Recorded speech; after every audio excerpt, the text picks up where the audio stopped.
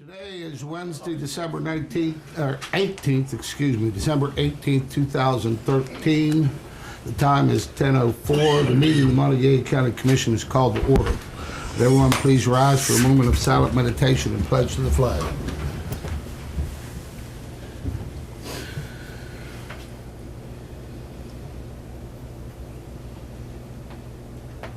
Thank you. I pledge allegiance to the flag of the United States of America and to the republic for which it stands, one nation, under God, indivisible, with liberty and justice for all. Okay. Diane? For consent and approval today, we have 10 exonerations, $3,053.58 for tax years 2010, 11, 12, and 13. Fiduciary orders as of December 18. Judy has also notified you that she's received the amended third annual accounting in the estate of Arthur Scotchell. It's been sent to all parties for review, and if there are no objections, it will come before you on January the 8th. Minutes of November 27. Pay vouchers, General County Fund, $259,792.88. 911 cash, $13,806. Mason-Dixon Park, $112.64. Chestnut Ridge Park, $1,737.05. Assessor's Valuation Fund, $906.44. Magistrate Court, $259.20. For a total of $276,614.21. I have one budget revision. This is transferring money into the motor pool to do the advance for the mobile command center. Move for approval. Second. Have a motion and a second. All in favor say aye. Aye. Aye. Motion passed. Thank you. Renetta.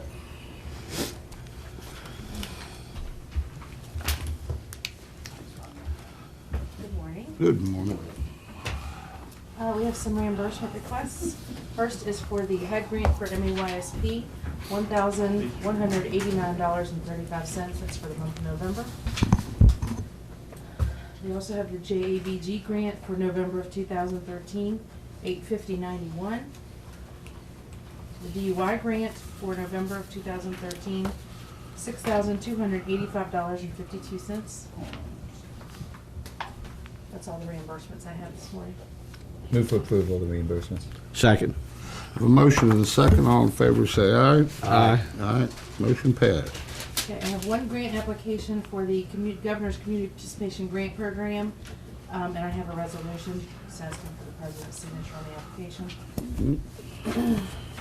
To authorize the application and contract for the West Virginia Governor's Community Participation Grant Program funds, whereas $5,000 in Governor's Community Participation Grant Program funding was set aside by the West Virginia Legislature for the County of Monongalia to undertake for the Clay Battelle Athletic Fields project for the Montague County Board of Education. And whereas the County of Monongalia has applied for funding through the West Virginia Development Office, and whereas the Governor's Community Participation Grant Program requires that a local government unit enter into a contractual agreement with the West Virginia Development Office to receive and administer grant funds. Now therefore be it resolved by the Commission of the County of Monongalia, West Virginia, that the President is hereby authorized to execute the agreement and any other necessary documents on behalf of the Commission, and that he be empowered to sign the contract and any agreement necessary to obtain these funds. Move for approval and authorization for President to sign. Second. Have a motion and a second. All in favor say aye. Aye. Aye. Motion passed. Thank you. Thank you, Renetta. Aaron Clemens. Hi. You can come on up here and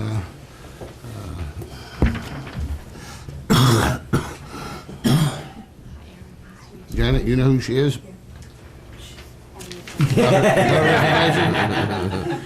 Just make sure she has your name spelled right. Definitely. It's Erin Clemens. I'm the Executive Director of Literacy Volunteers in Mon and Preston counties, and this month it marks our 30th anniversary of operations. So we've been in Mon County offering adult literacy services and family literacy services for 30 years, and I now have a proclamation to read from the Commission. Whereas 36 million American adults do not possess the literacy skills necessary for the successful navigation of basic life responsibilities, job requirements, and other daily tasks. And whereas an estimated 1 out of every 7 adults in Monongalia County cannot effectively read, write, or communicate above a 4th grade reading level. And whereas Literacy Volunteers of Monongalia and Preston Counties was formally founded as Monongalia County Literacy Volunteers in December 1983 in Morgantown, West Virginia, to address the literacy crisis in our own community. And whereas during those 30 years, Literacy Volunteers of Monongalia and Preston Counties has successfully provided confidential, innovative services free of charge to all who wish to learn.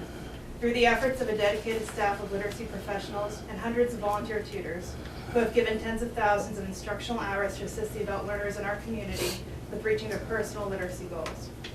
And whereas the basic literacy skills taught by Literacy Volunteers of Mon and Preston Counties are recognized as essential requirements for full and meaningful participation in society. And whereas Literacy Volunteers of Mon and Preston Counties is to be commended for their great determination and dedication in serving our community, as well as their continued growth and adaptation to meet the learning needs of each new generation. Now therefore, the Monongalia County Commission does hereby proclaim December 2013 as Literacy Volunteers of Monongalia and Preston Counties Month.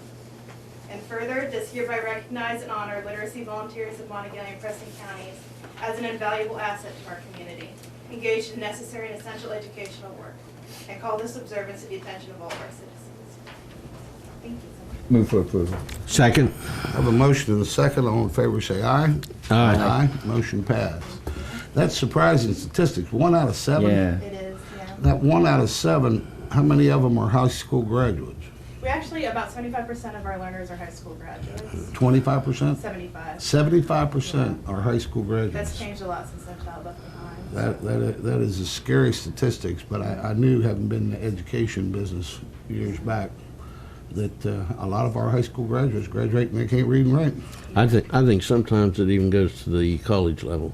Yeah. I've worked with interns in a setting, and when you see some of their writing and reading skills, it's unbelievable. No, it is. That We get a they- record number of referrals from businesses now. Yeah. People who got degrees, who can't use the computer, can't write, Mm-hmm. to do their professional tasks. It makes you wonder sometimes if we haven't got too far away from the basics. We worry about a foreign language when we should concentrate a little bit more on our English language. Well, if you read and write, you can do anything. Yeah, that's really true. It's a fundamental skill for anything you Yeah, can do in life. Can't read and write, it's We hard to need to do sign anything. that. Yeah, we'll sign that for you. Thank you very much. And actually, I have a board member and our Vista here, if that's okay. Would you like to show them? Come on Yeah, up. come on up. Introduce Yeah. them. Oh, here. Oh, actually, we have some. Oh, you have one? Okay, great. Thank you. You want to come up, Alan, too? Introduce them, please. Certainly. This is our Vista volunteer, Isla Foley, and this is a longtime board member, Alan Collins. Right. All right, why don't you come right up here, and we'll just stand here and get a picture for you. Make sure he has your email, he can email You you. can hold that in front so you could. Thank you so much. Bill, I can't, either you, A little bit closer?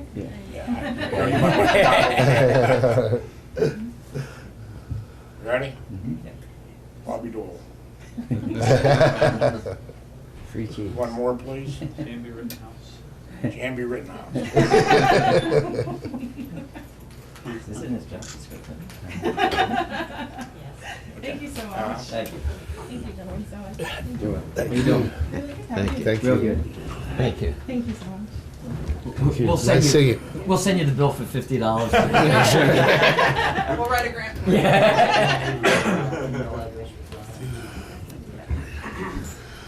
Jamie, I appreciate you closing together. Yes. Well, the other day when I didn't see Tom. Well, that's usual because That's usual. I mean, It's that's taken something a I year got to used see to. me.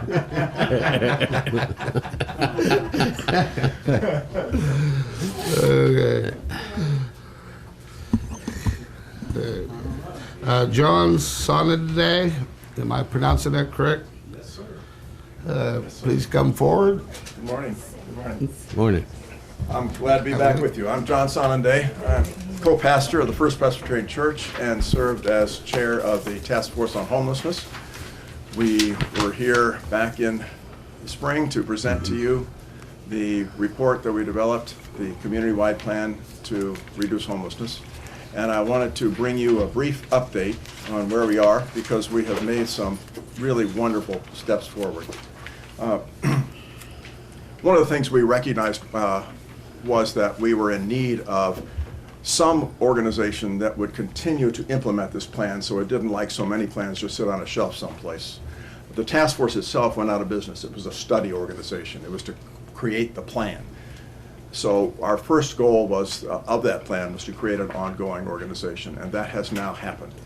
It is the Coordinating Council on Homelessness.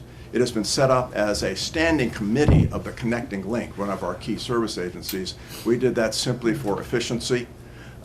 It will be basically independent, but they will handle a lot of the infrastructure and will save us a lot of money of having to run it as a separate organization. We are in the process of soliciting the members of that council, and we've had some wonderful positive responses from members of the community, and we are continuing to look for more. We want this to be a broadly representative body, government, business, service agencies, private citizens, faith communities, financial community, so that we can really be an expression of the fact that this is a community's problem, and it is a community can solve it and work on it together. The council will be responsible for implementing this community-wide plan. They will be hiring a half-time professional to do this. And originally we asked both you and the city to fund that at a $15,000 level. Neither of you were able to do that because of what everybody was caught with in terms of the financial crisis across the city, the county, and the state. You were kind enough to put us in your budget as an expression of your intent to fund when finances were possible with $1,000, which we were very gratefully used to create a public service video. Pikewood Creations did us a wonderful favor in putting together for that price a marvelous brief video that interviews two formerly homeless persons and shares their stories, and it's already being very effectively used in groups around the community, and we're very grateful for that. The city, as we all have pleasantly read in the headlines, has found some additional revenue, and they are very hopeful, at least they had no commitment yet, they're hopeful to be able to include us in the second half of their fiscal year, January to June, which will allow us to get started. So we're very eager to get moving on that, and we request that any of you, plus any of members of the community who would like to suggest someone that they think would be an effective member of this coordinating council, I would love to hear from them. Second thing is that the Connecting Link, which is one of our historic agencies providing emergency financial assistance, has been identified as the hub of all homeless services now in the community. That means that anyone who is in danger of losing their housing can go there and receive assistance so that they will be able to pay their rent, they'll be able to pay their utilities and stay in their housing, which is not only from a humanitarian point of view, but from a financial point of view, far better than to allow them to lose that housing and have to start over again. They received a $100,000 grant from HUD as a part of the National Homelessness Relief efforts, and that will be used to support those two efforts, prevention and rehousing of people, and the focus is on people who are actually chronically homeless on the streets, living outdoors, and we have already placed 2 folks in housing for the first time in months and months and months, and they are thrilled, as we are, and we think that's a very good sign that quickly we've been able to start making a difference. The third thing is to let you know that you will hear in publicity about a national campaign called 100,000 Homes. It was started some years ago with the goal of by 2014 to house 100,000 individuals or families in new housing who have been homeless. I've already reached the goal of 75,000, and we are joining in that effort.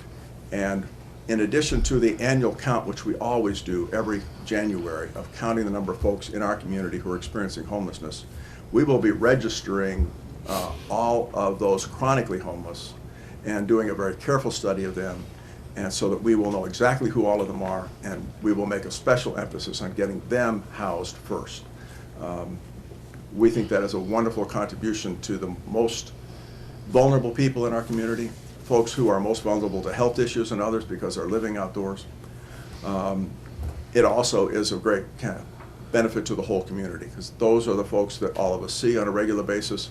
It would be a wonderful benefit to all of us if they were living indoors and contributing to the community rather than simply having to depend on us to take care of them. So you will hear about that in the news. Two more things of value. The Bartlett House has changed its policies and is now open 24/7. Residents do not have to leave at 7 in the morning and come back at 5 or at 10 at night. They are welcome to stay there throughout the day.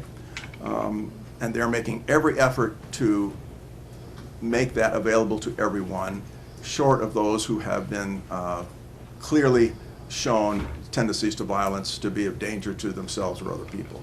So they have reevaluated their do not admit list and are trying to admit now everyone who shows that they can live with the necessary rules that go with living in a cooperative situation.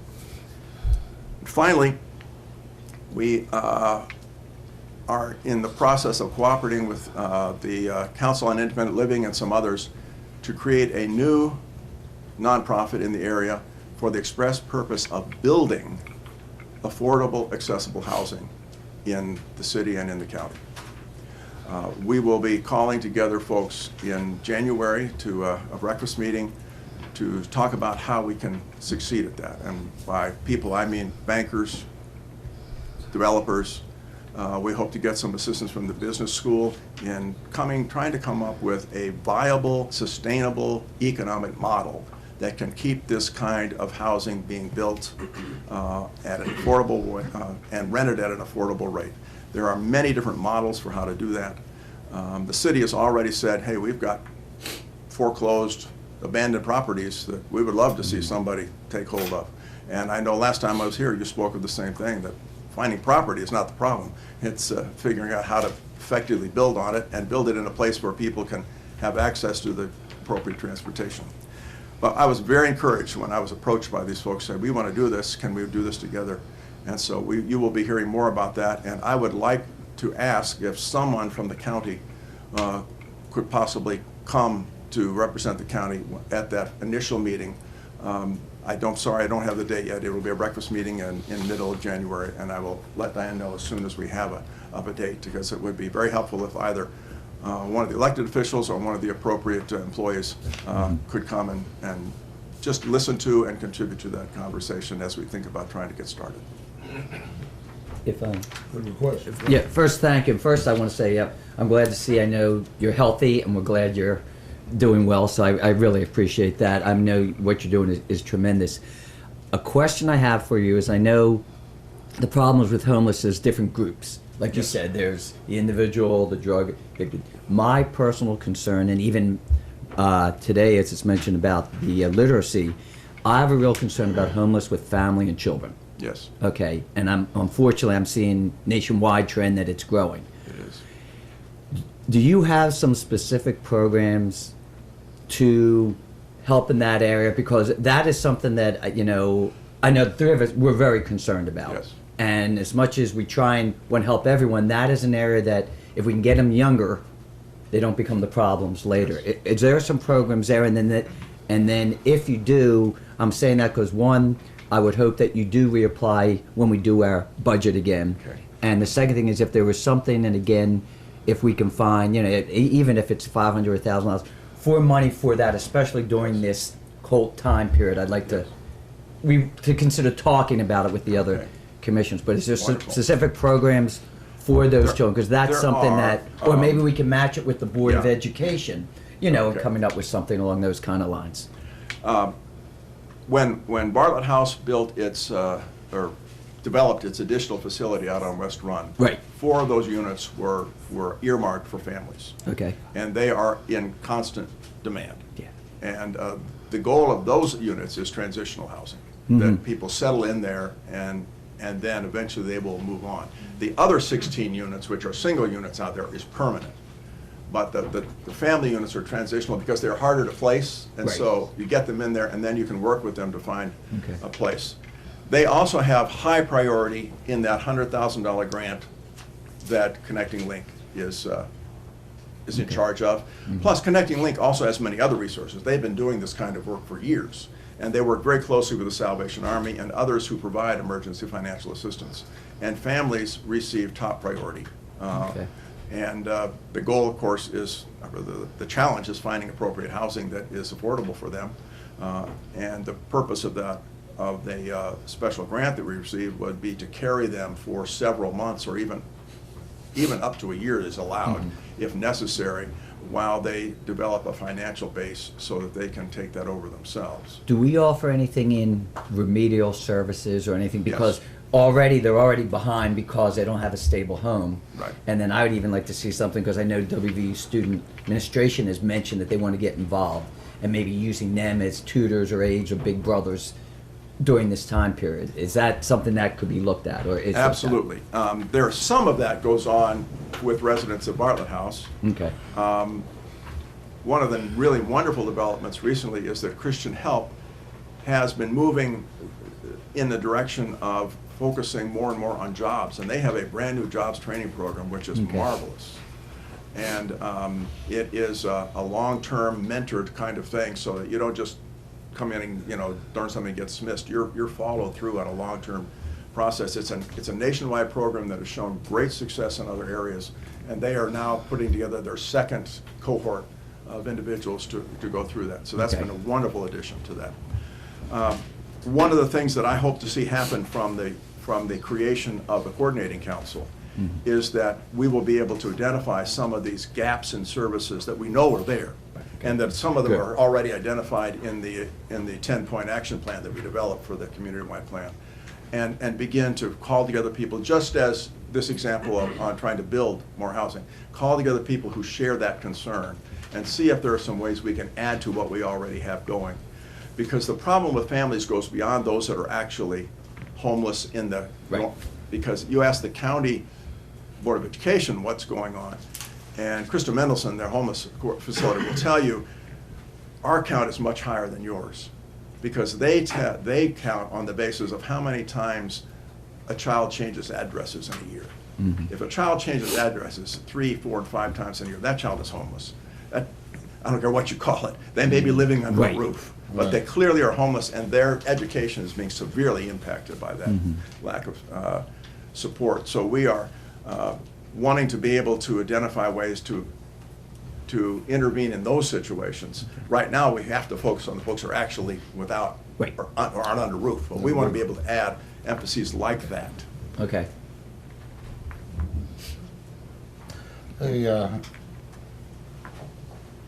I think, we all know there's a problem, and it's a problem that you have to work on daily, because it will probably never go away. When you take care of one, there will be someone else in line. I commend you for your work and your dedication to this.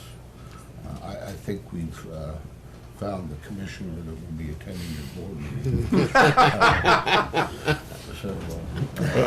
I'd be honored, honestly, I'd be honored. I Tom, think that it's a would- perfect transition of where I have been working and now doing it, and I think it's a real need. That would be Yeah, wonderful. Probably. he's a natural choice anyway. He's got the background and experience that working would be with children. outstanding. Sure. And you know, when people think of homeless, they think of the bum under with the bottle of Ripple underneath the bridge. Right. And that's not the case, and it never has been the case. They represent a small percentage. Exactly. And they are the most difficult to work with, and we are trying to target most them visible. because they have the biggest impact on the economic vitality of downtown. Right. And we want to really do something about that. But you're right, that's only maybe Right. 15, 20%. Yeah, of the homeless. Yeah, Right. and some of those that are apparently homeless are not. They just they are addicted, or they have mental illness, or both, and they want to hang out on the street.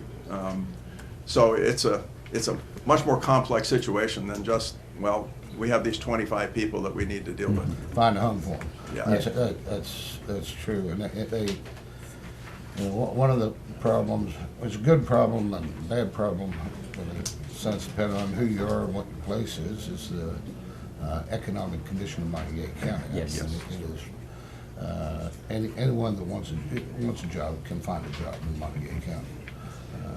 And the thing that I find interesting is that coupled, and you already mentioned it, coupled with this homelessness is the state, horrible, not only this state, but the United States as a whole, horrible way of dealing with mental illness. Yes. They do not deal with it properly, they are not addressing it properly, and basically it's something that's, shoved under the rug or hidden behind the door that everyone pretends like it's not there, and it's there, and it's a major problem. It's very important that we continue to identify that, and one of the action steps was to call together a group who share that particular concern, or the joint issues of mental illness and addiction, because the level of services we have available locally is abysmal. I mean, we have no long-term addiction recovery services, and Right. if you want, and what do you say to somebody? Say, well, I'm ready for treatment. You say, well, there's a place down in Weston that'll have room for you in 3 months. Right. I mean, Right. that's a useless conversation at that point. So that, we hope, by having a central organization, we can begin to not just say, well, that's a problem, but we can begin to find the people in the community who share that. I've already had conversations with professors at the university who deal with, in the areas of addiction, and they would love to be a part of a group to think about how can we bring this together. Barbara Fleischauer has been working hard on the governor's Substance Abuse Council. And so we have some good champions in the area, and one of our steps will be over the next year to try to get them together and start talking to each other. Yeah, that wouldn't interfere with your mission, I wouldn't think, to spin off another focus on mental illness. It wouldn't at all, because we can get people into housing, but the next thing is to provide them the services so they're going to be able to stay there. Right. Right. And it has to be both. And part of our goal will be, if someone accepts our help in housing, they will also have to accept regular case management. They will have to accept visits into their apartment on a regular basis to help. Part of that's just to help the people who have been on the street. They don't even know how to take care of an apartment. I mean, they've lost all those skills. We would take it for granted. Well, you know how to clean and you know how to do this. People just don't have that. It's amazing what skills we lose once we don't use them. And if you have mental illness or addiction in combination with that, you have some relearning and retraining to do. And the old policy was, we have to do that first, and then we'll reward you with housing. And we realized that doesn't make any sense. Right. No. You do it the other way You around. got it. You get them in housing, they're much more likely to be able then to make Right. progress. So are you gonna have a work or, like some places require that you either work or if you look for a job along with community volunteer work, if you Yes. can't, if you can't get, That's something. paid work, you're out You've got to be doing something something. productive. Right. And Bartlett House already has that. You have to show evidence that you are looking for employment. And along with that, of course, we provide services of helping those people who legitimately qualify for Social Security disability income. And we're fast tracking that. We've trained people in how to move that through more quickly. So that they're not capable of working on a regular basis. They can at least have enough income to pay rent. And then we will work with them to say, okay, now let's figure out ways you can make your life useful. Even if you can't work for a living, there are many, many ways you can make your life There's a useful. lot of, even though you're on disability, you can, there's volunteer type things. All you can kinds of do. activities that you can still do. Yeah. We really appreciate you coming in, Well- and I'm sure Tom I look forward will be to- there. Okay. Just I will be in contact, touch. yeah. Okay, I will be in touch. Thank you so Thank you much very for Thank your you. support and your. And happy holidays to you. We really Blessings. appreciate what you do. Merry Christmas. Okay, it's 10:32, and time for the bid opening on the Justice Center. 8 bids. Eight bids. That's great. Very good. Good. Good morning, how you all today? Good, how about you? Okay. We finally reached this point, Tom. Yeah, Yeah. significant milestone. Yeah, it sure It is. is, it is.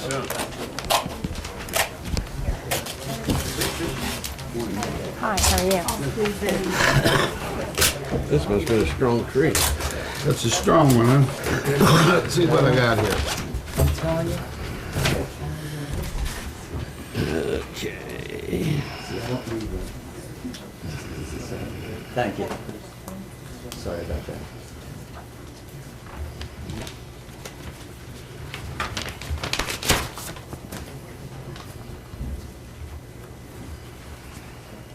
Do you want them to have this so they can This is know what they're looking for? Gito, No, I've got tape. GITO Inc., doing business as Nello Construction. These are the items you're looking for.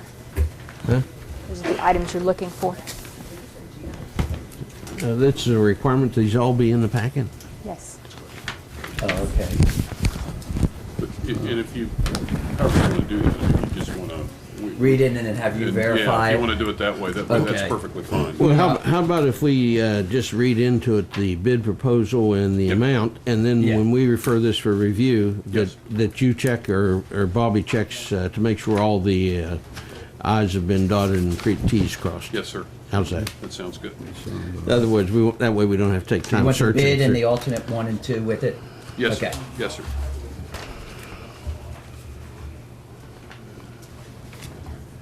Good close. This is Gito, Nello Construction. $17,787,000. With the alternate on the clear story windows, 17,000, and the HVAC equipment removal of 100,000. They got their contractor license and their bond bid. I have one from Yarborough Development Incorporated. The bid is $18,434,000. The number one alternate is $5,390, and number two alternate is $120,000.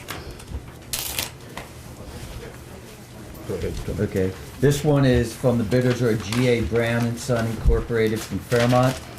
The bid is $17,800,000. The alternate 1 is $20,000. And alternate 2 is $110,000.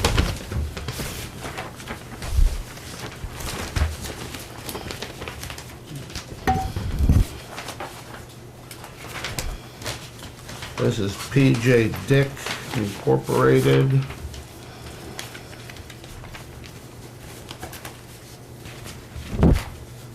The bid is $17,899,000. The clear story windows is $8,000. And the HVA, alternate 2 HVAC equipment removal, $106,000. And they have a bid on it. I have a bid from Macero Corporation. The bid is $17,133,000. The alternate for the clear story windows is $26,000. And the HVAC equipment removal is $112,000. This one is from, okay, this is from Harbel, Harbel from Cumberland, Maryland. They want $18,200,000. The alternate 1 is $35,000. And alternate 2 is $50,000.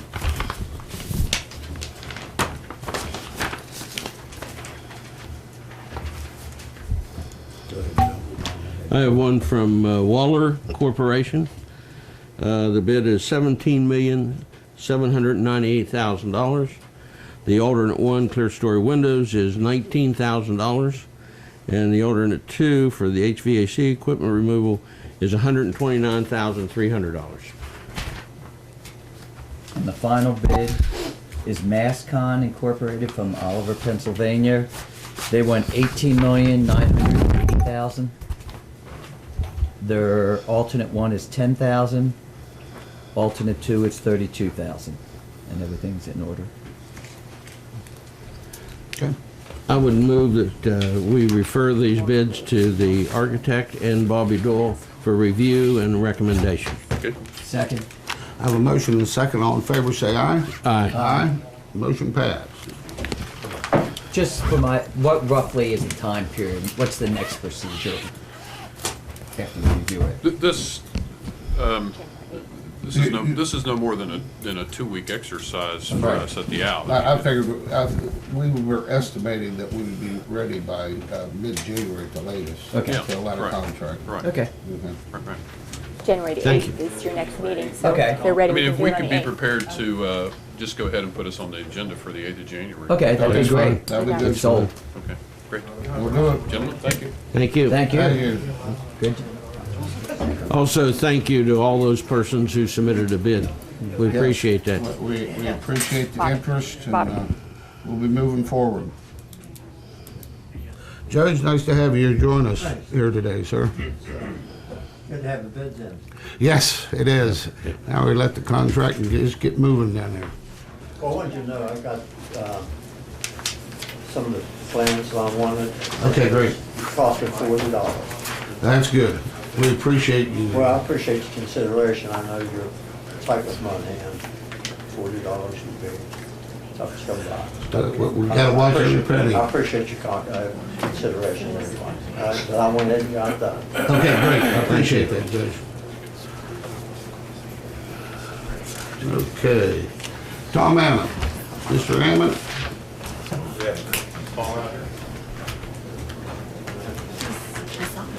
We're 5 minutes or 5 minutes ahead of time, but, There were others with him from DOH, so. okay. Yeah, we need to make sure we stay on time.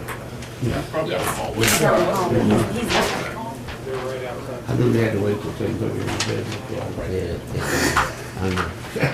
It's good feel.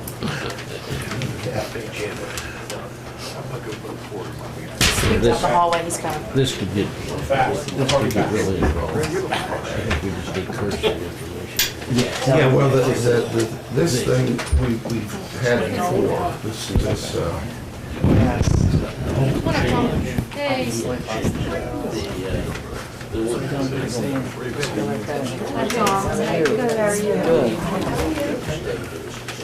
And that's what it now says, yeah. And I think that's what we need. Okay, Tom, nice to have you here. This is a discussion of status of proposed new interchange Interstate 79 and consideration of adoption by County Commission of a resolution which would approve a collaboration agreement by and among the County Commission, Monview LLC, and the West Virginia Department of Transportation Division of Highways with respect to the design, acquisition, construction, and financing of new interchange Interstate 79 within the University Town Center Economic Opportunity Development District and the County Commission of Montague County Development District Number 4, and the execution and delivery of such agreement by the appropriate officials of the commission. That's his title, not mine. I know, well, Legally, I read it for the benefit of the people that watching it on YouTube. Could you introduce the people that are here Well, I on don't know this? all the DOH people, but we've got Greg Perry. Bailey here, who's in the back from the Department of Highways. Well, Perry could introduce the people. Yeah. I'm Perry Keller with Greg Bailey, Gerard Ahmad, Ben Hart next to me, and Dave Bodner there at the end, all from the Department of Transportation in Charleston. There's more seats up here. You can come up front. And of course, we have Brian Helmick and Jason Donahue from Monview. He looked familiar. I think that's all we have for the Okay. interchange project. So, We have reviewed this, okay, what I would say exhaustively, right, over a number Many of weeks. weeks. yes. And I noticed the only modification was, and I appreciated you put that in red line. Right. From what we've reviewed in the past was the striking of that one line, which I thought was, I think it was stating what we believed obvious, Right, was gonna be obvious. right. So I personally have no different difficulty with the agreement. I want to recognize Senator Bob Beach, who just came into the room. We appreciate your interest and work on this.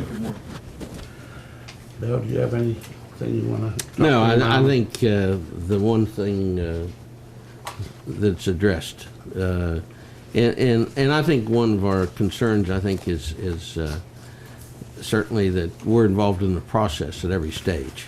Absolutely. And also that we're involved in terms of, there seems to be, we had some discussion about this interchange and where does it end for the west side? Right. We want that to be the beginning of development on the west side, not well, maybe if it happens. We were told by the developer that there's plans to do that. I think it would be short-sighted not to work that into the interchange. And I think that's one of the things that we all have a strong feeling about, is that absolutely has to be involved in the design of that interchange, is the development of the west side of that highway. And I believe the agreement requires that. The agreement Yeah. makes very clear that that's to be a component of the design. Okay, for the I interchange. want to state that for the record. Absolutely. And I think I thought it would be helpful for you all, before we take up the agreement for, consideration of approval, perhaps to get a brief overview from DOH as far as, the process going forward from where we are now to actually opening bids for the interchange. I think that's an excellent Is that- idea. Why don't we okay. go ahead and do that? I think Yeah. maybe, Bring them up to. Greg, if you wouldn't mind, give a little update. If you want to come up here, or if you're Come comfortable up stand free. back there. We got Jambi here to hold any charts for you if you. I don't have any charts. I can stay in the back. I'd be more than happy to. Where do you want me? Any place is fine. Well, first of all, I'd like to say on behalf of our secretary and commissioner that we appreciate the opportunity to come and give you a status update today. Appreciate the opportunity to work with Montague County on this project. This is interchanges are not new to us, but the collaborative side of this is a little different for us, but good, and it's encouraging. And I know our commissioner would say it's very encouraging when local entities like this go through all this to participate and help in terms of development in their area, and we really like working in that environment with local entities. So we're really appreciative of all the efforts that you guys have put forth to make this happen, along with the developer and everybody else involved in the project. That's very encouraging for us.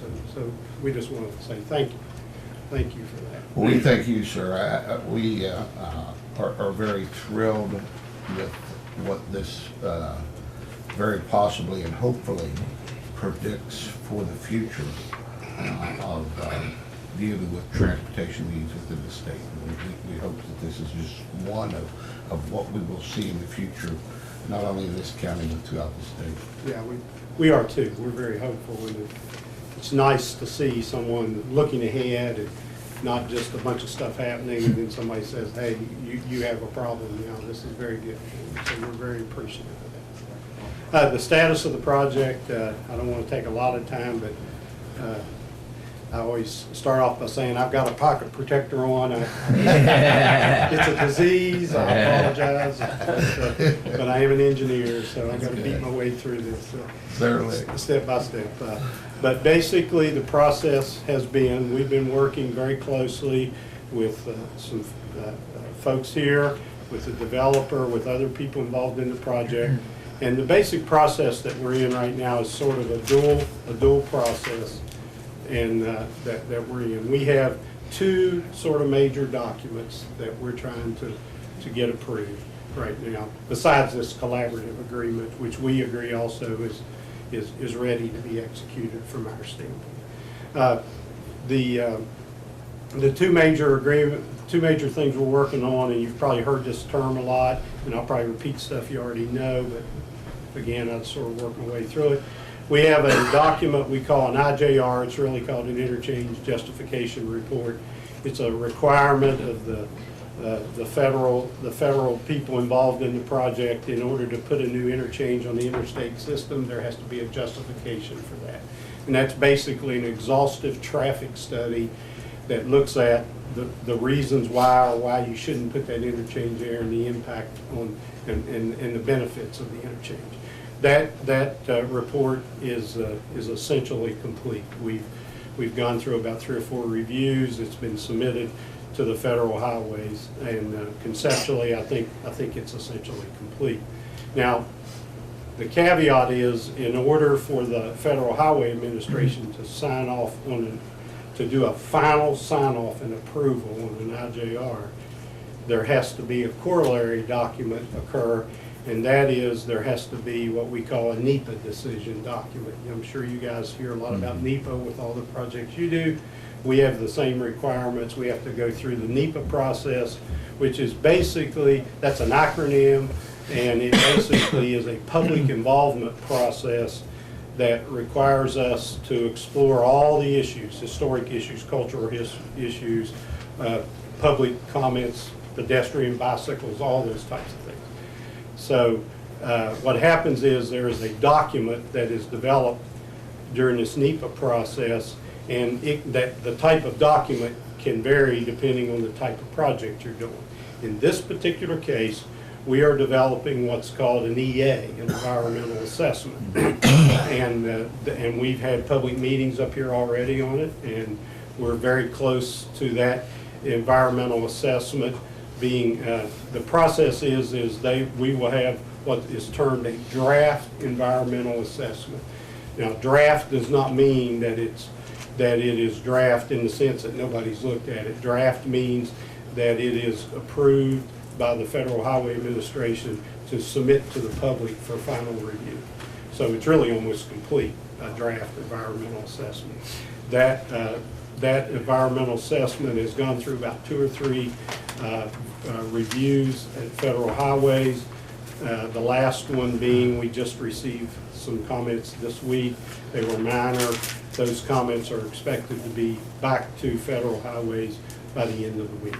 And what will happen, the process that will occur after that is when that EA is signed off, then we will immediately try to set up and schedule what we would anticipate to be the final public meeting here, and we'll probably hold that at the Coliseum like we did the other meeting.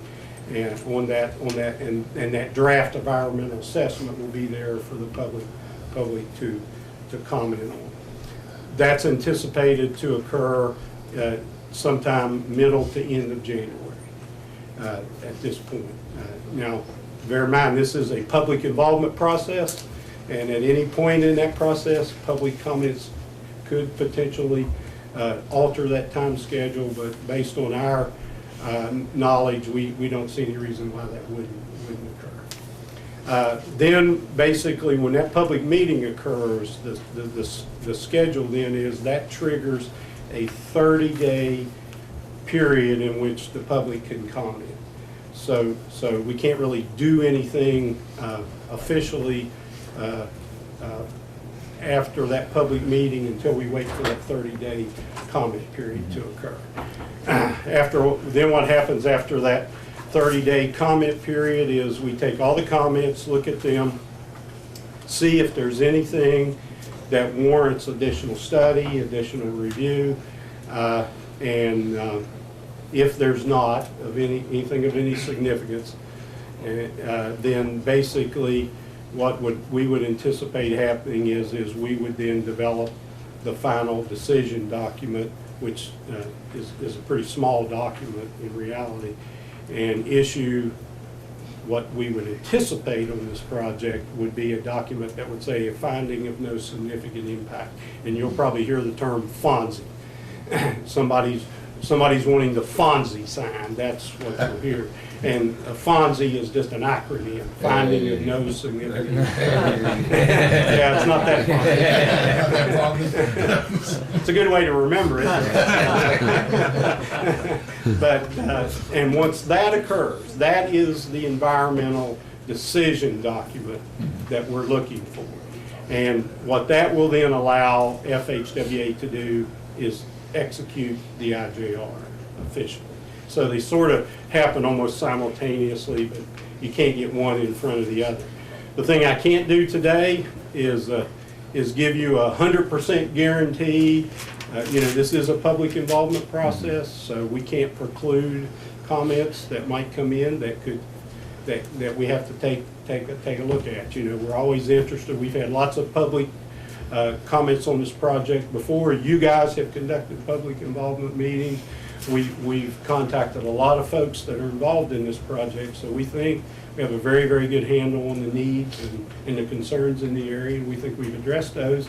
But I just want to emphasize that we cannot get ahead of that public involvement process until it occurs.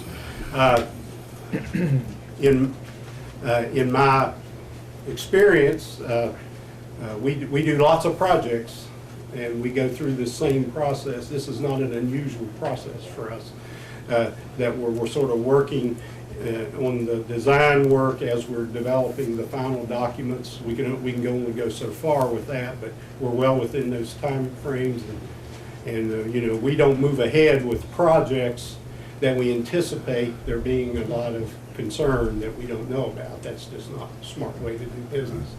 In this case, we're going to go as far as the process will allow, because we think we've covered the bases. It looks like a very good project, and the schedule would be you'd have a 30-day comment period. At the outside, that would be the end of February. If it's the middle of January, it'd be the middle of February, and then and assuming we don't get any real significant comments sometime in March, we'd execute that FONSI, and at that point, we can do the final things we need to do, like if there's any money we have to pay toward right-of-way. I think most of the right-of-way on this is going to be pretty simply acquired, but there is sort of a process we have to go through in order to execute those documents. We'll get the final Corps of Engineer 404 permit at that point. We'll have the application and everything. We work very closely with the Corps. That's part of this review process, environmental, so we understand the issues there. We don't see that there's anything of a big consequence from that standpoint. So that's sort of the schedule we're in right now. It's a very common schedule for us to be working under at this point. What you will see over the next few months while this is going on, we do a parallel process where we're developing the actual contract documents. And as I said, we can go so far with those, and then we have to stop before this document. But you will see, and you probably will hear about, because of where this project is, you really can't get out there without everybody in Mon County knowing we're out there, and we're not trying to hide anything here, but they will see us out there. We get reports when people come in the county. They will see us out there. Sometime in early January, I know we're planning on doing a preliminary field review, which is a contract document process, and there'll probably be people from the county, other people asked to participate in that review. And then there may be subsequent reviews, and those deal with the contract plans. So we do those things parallel. There's nothing unusual about that or anything, and that's a way for us to be at the point that, depending on where it hits in March, being able to advertise the project. Now we are planning on this project being a design-build project as far as the contractor goes. We'll have plans that will tell the contractor very specifically, like how wide the bridge is, the type of interchange it is, all that. But the contractor will develop the final details in terms of how big are the girders, how big are the piers, those types of things, and then move in and move into construction. So when that project gets let, there'll be a bidding period, and then there'll be a little bit of a design period, then they'll go to construction, and depending on the timing of all that stuff, we would anticipate the interchange. I'll probably get my guys nervous here, but we would anticipate its potential could be completed by 2015. My guess is it's probably more like sometime early 2016, something like that. Is that fair? Middle to early 2016, assuming we meet all these schedules. project's in our STIP, it's fully funded. We have no reason to, the funding part is not an issue right now. It's fully budgeted. I would like to request one thing when you have your public hearings. I think we have addressed the issue. I don't think it can ever be addressed too much. Okay. Because, as you've already explained, public input is going to be important. And I think there's a real need to communicate to the public very clearly that county tax dollars in the TIF, we will not have any reduction, or we will not have any use of existing tax base. It will all be newly generated by the development. So that taxpayers need to understand we're not taking the money that's already being paid or the funding. This development is intended to generate the funds to go towards that project. The other thing that I think needs clearly communicated is that the goal of this interchange, although certainly was generated by a ballpark facility, which is certainly a significant accomplishment, but not the only basis for this. Sure. As I earlier had stated, that the development of that area, the economic development overall, is a greater goal than the ballpark, although it is a goal, and the ballpark certainly will facilitate growth and economic development. But I think the public needs to understand that. I don't know how we make the public aware of that. I mean, we can keep bringing it up in our meetings, and like I'm doing now, hopefully the newspaper will communicate that out so that the public will have some information in preparation for public hearings. But I think we need to ask you and would appreciate if you could somehow incorporate that into your public hearings, because I'm sure that question is going to come up. It's already came up, I think, to all the commissioners of why are we paying for an interchange for a ballpark for WVU? Well, it's a bigger picture than that, and we need to make sure that we communicate that to the public and that they understand that this is a pretty big picture, and this is a lot of development, and it's going to benefit the whole county, not just WVU. I mean, if you look at the plans, WVU, it's already discussed about who all is going to participate, that there's benefit there far beyond the borders of WVU. And I think we just need to somehow build into our communications and our activities regarding this project that the general public gets a grasp of the real meaning of it. Thank you. Yeah, those are good points, and I'm sorry. No, go ahead, and I'll say something. And one of the things that we spent a lot of time doing the traffic modeling that's associated with this IJR that I mentioned. And you know, you have a pretty broad range here of traffic that could or could not occur here. And what we've tried to do with the traffic numbers and the design is to structure this thing in a way that it works on both ends. And I think we've pretty much accomplished that.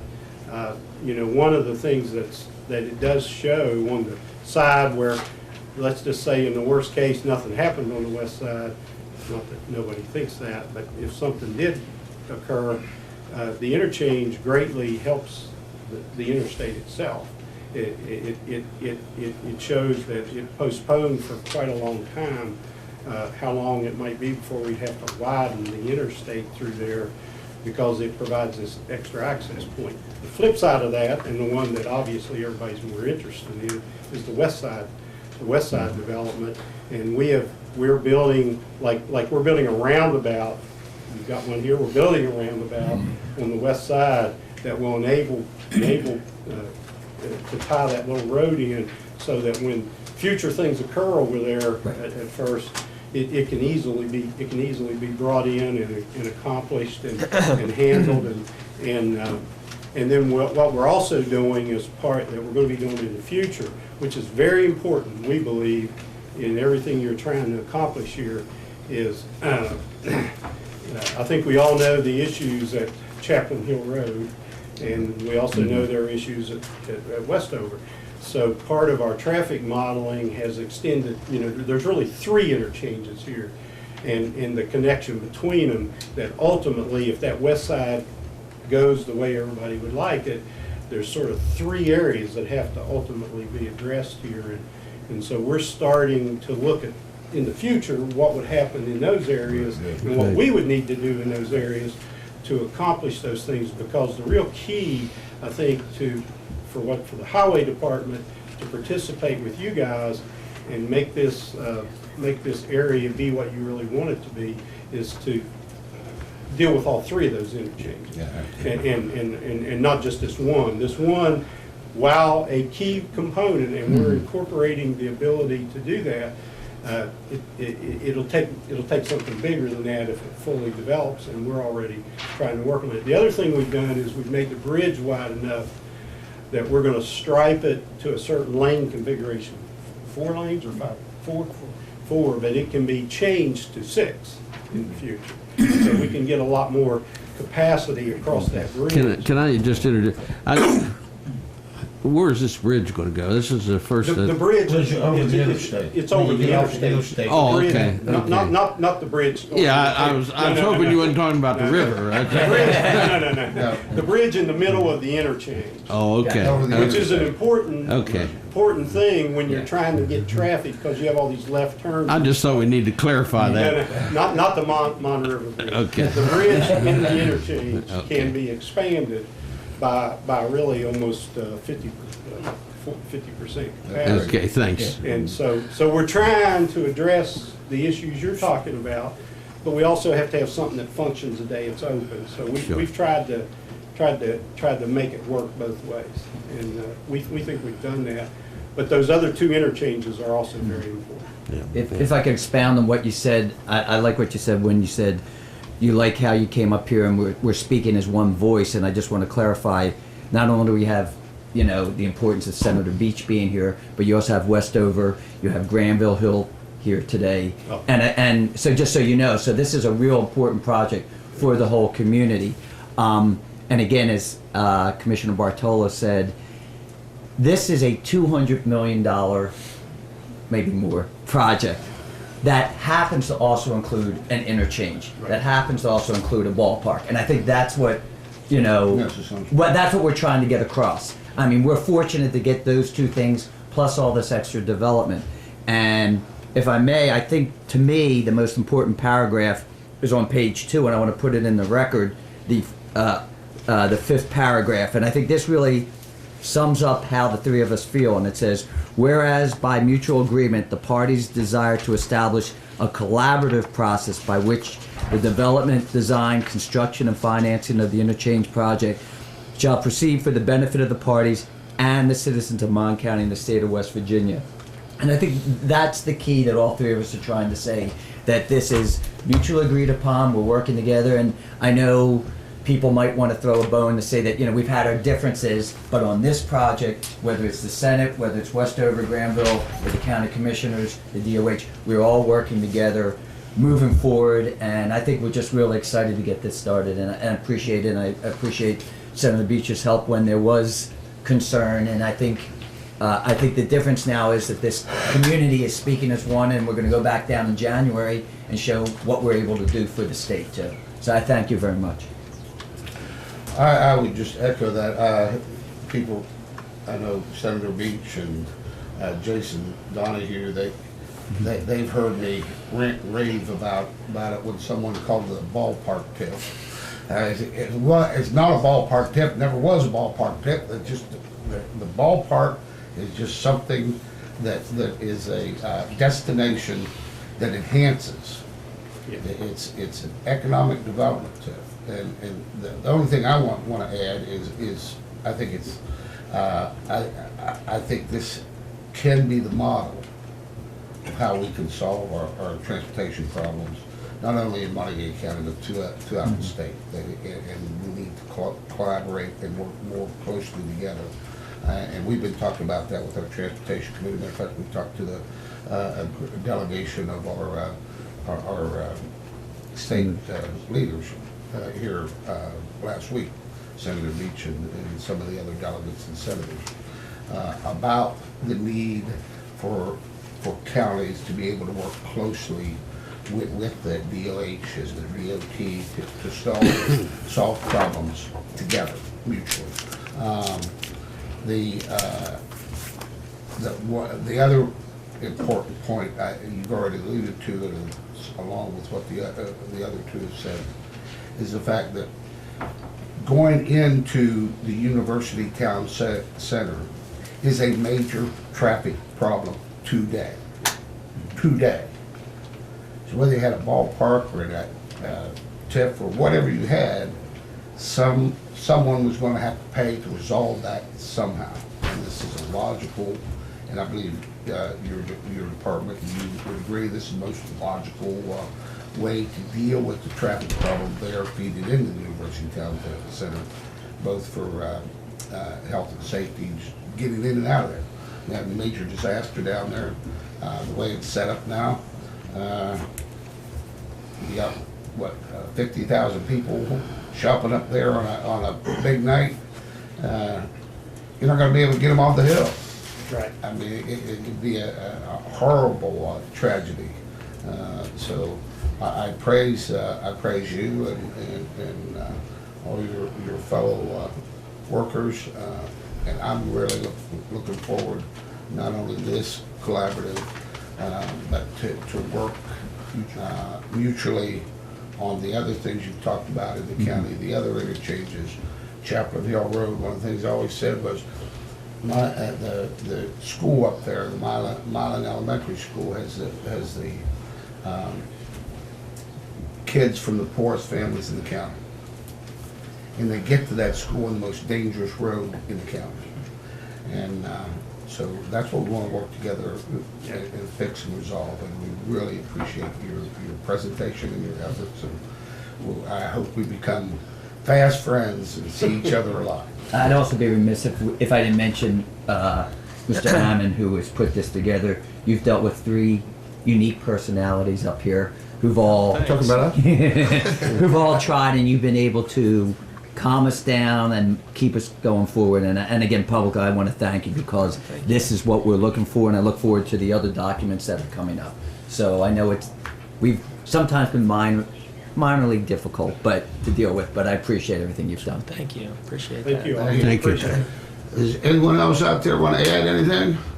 I don't know if you're the boss or not, correct the boss?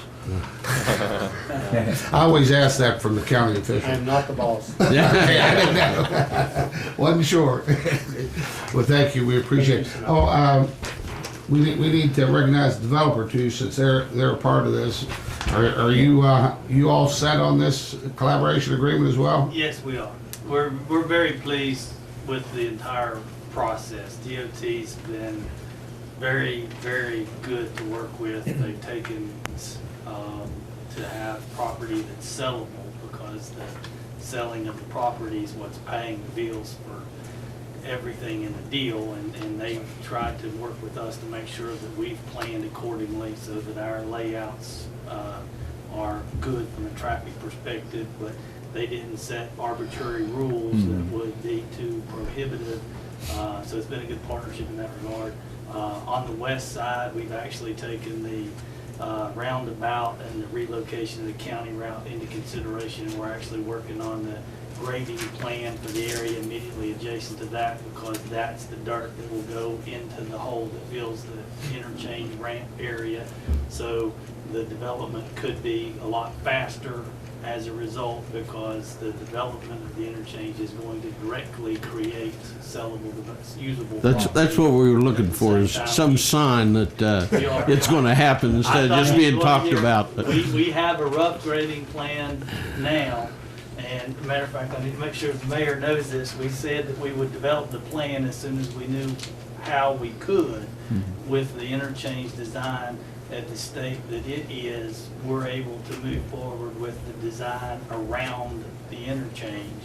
And so we're actually going to try to have those plans ready, so when the project goes out to bid, the design build component can take into account how we would like those projects, because it helps them figure out where to get dirt, how to leave it once it's done, all that kind of stuff. So in that regard, we're actually moving forward with that at this time. So Well, you know, one of the things I think we also need to do is to thank you and John Lynch for tolerating our questions and obstacles that we threw up along the way, and that you guys were very patient and very understanding and able to explain away some of the questions and help us get to the point that we're at today. So I think we also owe you and John a debt of gratitude. Well, we appreciate that, and what I would say is to hear you guys describe the project as you have is what we've envisioned from the beginning, and so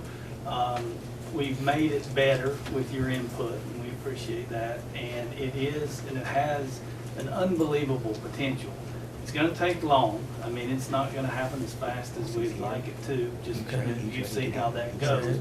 But if you look back to where we are today, we've got a lot done that we thought we could get done. And that leads me to believe that we have the ability to get more done if we keep working in a similar fashion. So, and I think Eldon's comments are appropriate too, in that I think maybe something we could be most proud of is just the idea that we have the attitude we can do it. And we can do it on this deal, we can do it on other deals, and collectively, those actions are going to make our community better.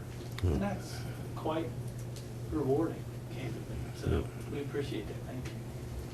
And I would be remiss without saying thank you to you guys. Senator Beach, you want to add anything? Other than the fact that, I was not hearing a lot coming out of Charleston in regards to this project and the timeliness of it.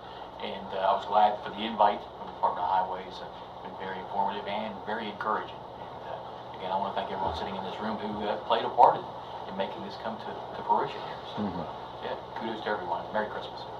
Merry Christmas. I also want to take an opportunity, because we work very closely with our municipalities, to recognize the mayor of Westover, Mayor Johnson. You have anything you want to add? Well, I was just going to mention to my buddy here that his battle, you guys are thanking me for the battle. It's only started with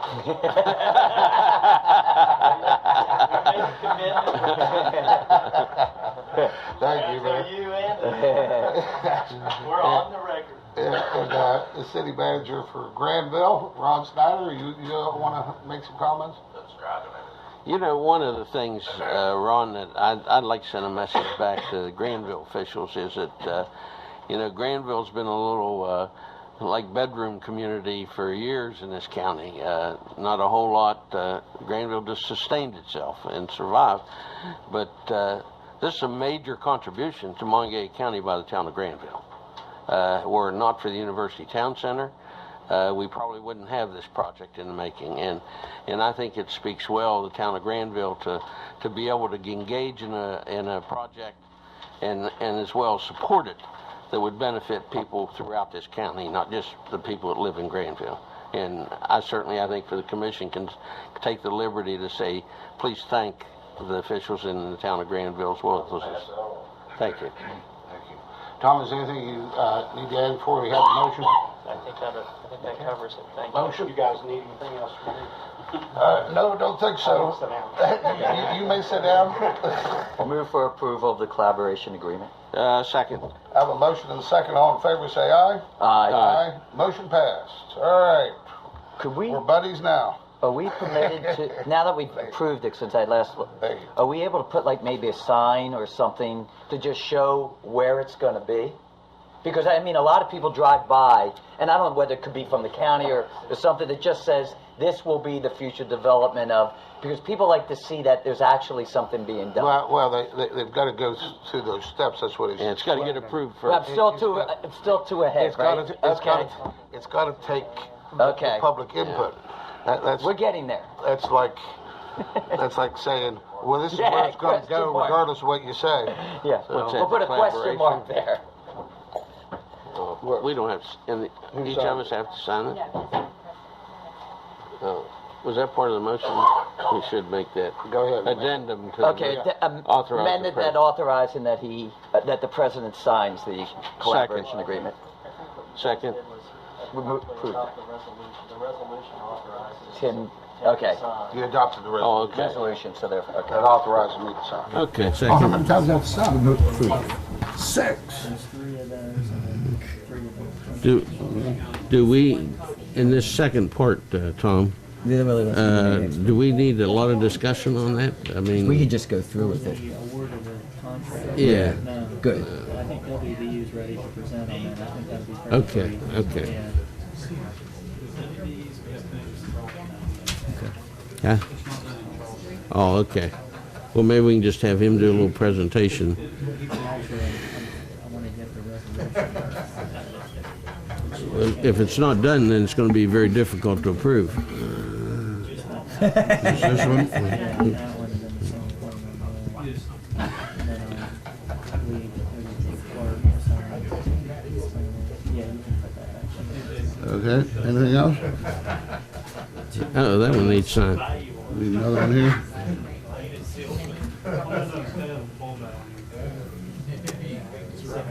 Just right here.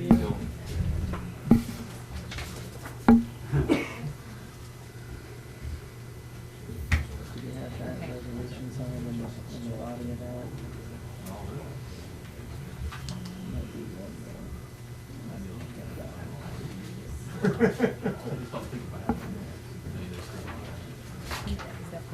You need this one signed?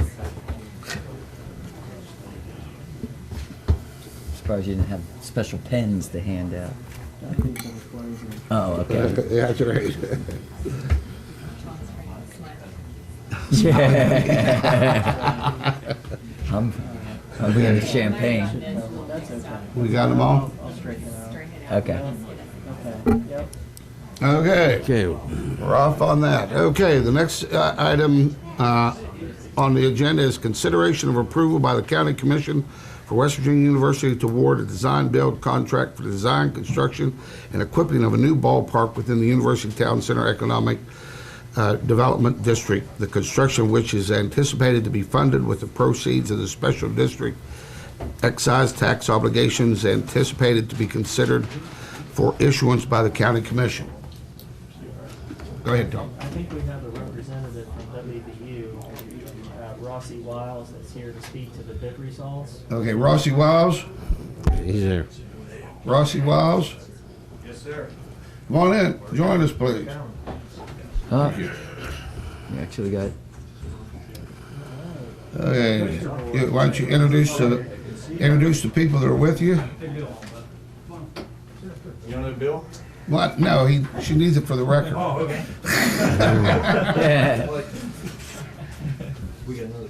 We gotta have an official record, plus it's also be taped, so that's why I always have you introduce the people. All right, WVU, I'm Rossi Wiles, Senior Associate General Counsel, and Bill Lynn with our Facilities Management Group. Thank you. We need that for the record. All right. Thank you. How are we going to start? You want me to? If you want to go over the results of the bidding, Sure. that might be helpful. synopsis. Yeah. Sure. Have you awarded the bid? Well, I'll give you an update here. Okay. And let you know where we're at. We had a good turnout on our evaluation committee. We basically got bids in last Tuesday, and they met on Thursday on an all-day session. We ended up having 4 bidders that submitted. We are sad to say that 2 of them during the process had a little bit of problems with their RFPs. One forgot to turn the drawings in and was disqualified, and one had been evaluated, but when we went to open their cost proposals, they could not meet our cost parameters. So basically, we came down to 2. There was Mascaro and Astorino. So they were fully evaluated, and the winner was chosen as Mascaro Corporation. Their total overall bid was $16,607,000. I can give you our new budget if I do that.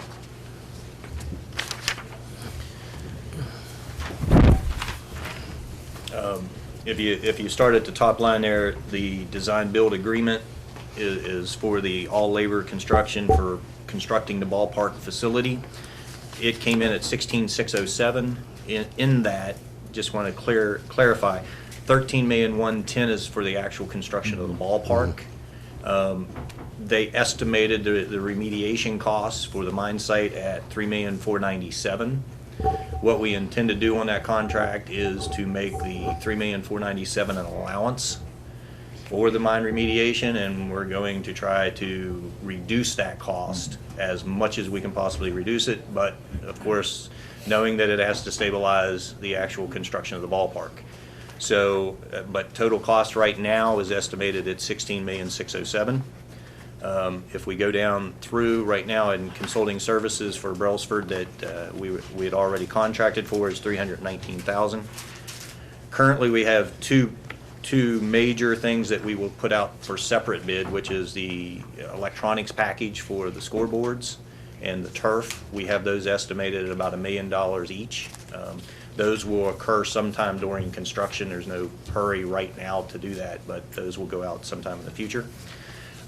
We also have to buy the furniture, fixtures, and all that type of stuff for the ballpark. That's estimated at about $505,000. State Fire Marshal plan review still has to undergo. We pay about $60,000 for all those reviews that have to occur. We also have some additional survey, subsurface investigation, testing and inspection, audio visual contingencies, all that comes out to about 1.5. Our total estimated project costs right now are $21,082,000. The TIF is available financing at $19,150. WVU, I have authority to say that we're going forward. We'll make up the $1.9 million difference or anything that we don't save. So we're not stopping. We do have some areas where we hope we can save money so that we can make up that 1.9, of course, in our contingencies and just mine remediation, whatever, but we're going to support the program completely. Update on minor league. We should be having a meeting next week. We've pretty much got all the terms and conditions to bring a minor league team to Morgantown, Pirate affiliate. Right now, we're down to just hopefully some capital that they're going to contribute to help us get some permanent parking. One of the issues for the university is that, we want this ballpark to be here in 80 years. And to do that, you have to have some permanent parking, not just easements or, parking agreements around it. We're going to work with Monview to determine the best way to do that through parking easement rights or purchase or whatever. But we'll update the county as soon as we get to that. But we're hoping to get about 3.5 acres or so locked up for permanent parking. If you want, I'll show you the new ballpark. Very good. Everybody's how we want it. Jim, you want to help him hold that? Yeah.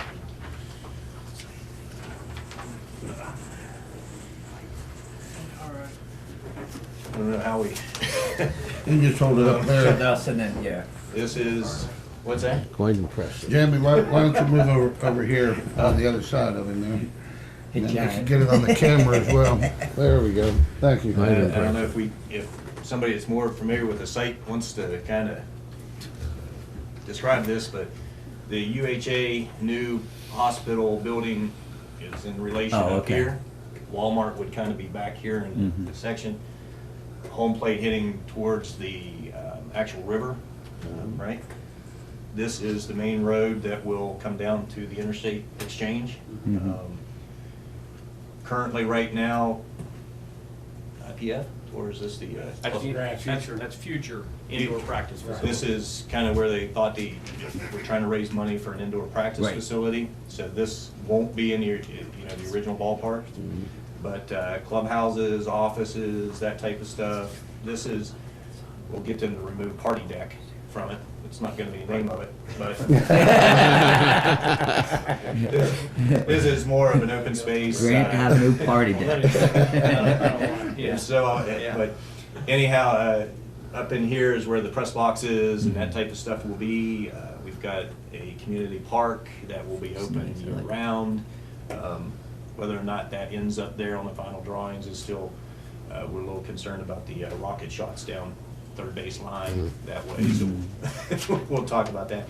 But anyhow, this is where we will start our negotiations with the design build firm to finalize the plans and get it approved. He has some close-ups of different areas of the walking bridge is up on the left. That's coming down off of the UHA property. Is that gonna be the main entrance? Or one of the entrances to the ballpark? Now, where would that be in Lewisburg? That's right Oh, here. that's there. Okay, I see. It's right here coming down into Okay. to the ballpark. Where's the main entrance gonna be? If that's Well, gonna be the I main think this entrance. is really developed for multiple entrances instead of one grandstand Oh, okay. entrances. The reason being that people will be coming from all areas around it because of the dedicated parking. Unlike Washington's ballpark that you said is one big. Right. Well, basically, I think we were looking for 3 entrances. So That would be helpful. What would be the seating capacity? 2,500, and then some areas around the ballpark for outdoor seating and berm seating and things like that. I think the goal was 3,500 total could be in the facility in given time. Do you- The package had 3326 or something like that. Do you have any smaller photographs of this that I do we have could give electronic, one to the newspaper so that they could publish it? We could communicate out what this ballpark's going to Absolutely. hopefully look I had like. them sent to me last night. I have all these on electronic. Good. So anyone that wants those. Ben, Just black out the word party deck. I can already see. Yeah, if I can. Yeah, get just that out of the picture, but, Yeah, maybe we should promote it. Maybe, who knows? But yeah, WVU is very happy with the committee's choice. It Looks looks a great nice. system. I think it worked Yep. very well. Of course, everything is still continued. We're going down to the design board tomorrow. Yes, tomorrow. To get their final approval just on price, but again, we expect no problems whatsoever on that. And then we will be sitting down with the design builder in the next few days to solidify the agreement. So I want to thank everybody for their work. Appreciate that. Yep. Do you need, do they need to finish before we give approval, or do we approval? No, you can approve today. We We really can appreciate approve today. that. Yep. All right.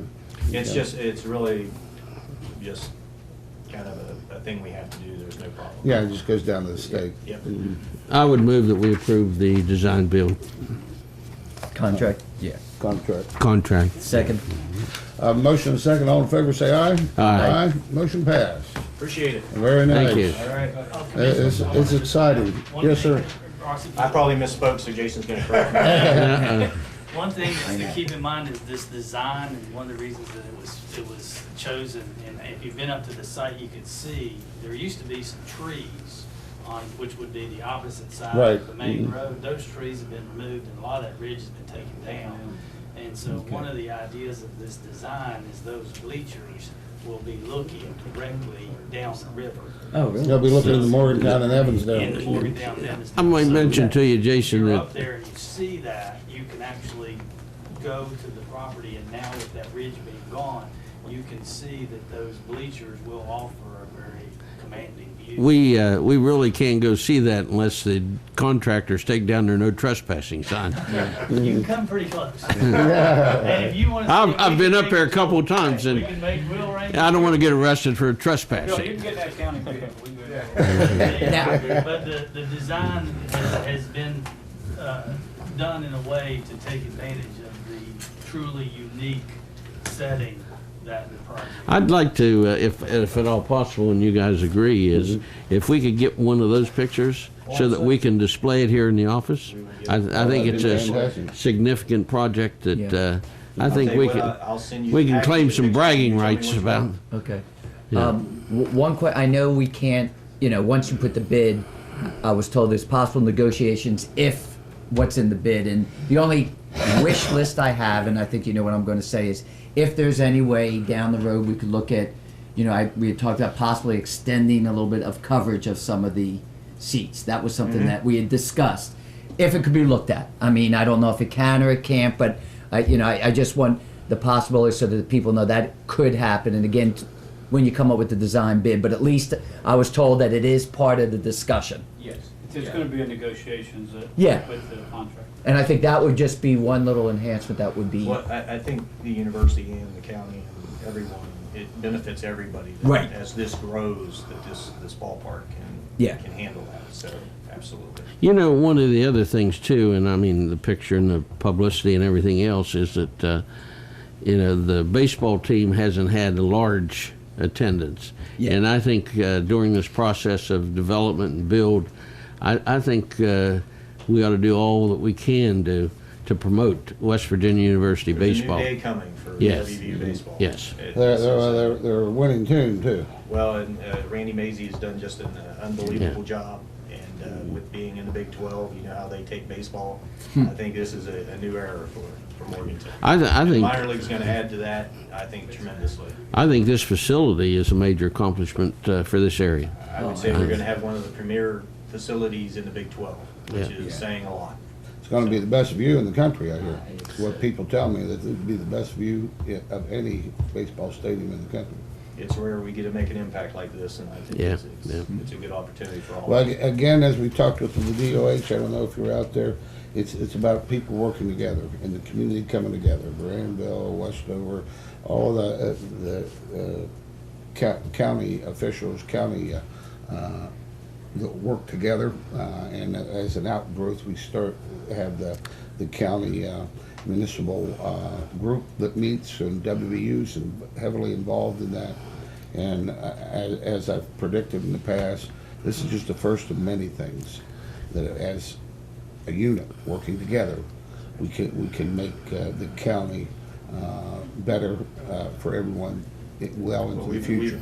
WVU has learned a lot. I mean, we've been working with the bond council and just the TIFs, and I mean, it's exciting that we're going to have this, but we're going to have future activities also Right. that can be considered and worked on together. So Just as it's a an huge- add-on, Ron, I would almost bet that your town council would like to have a picture of this.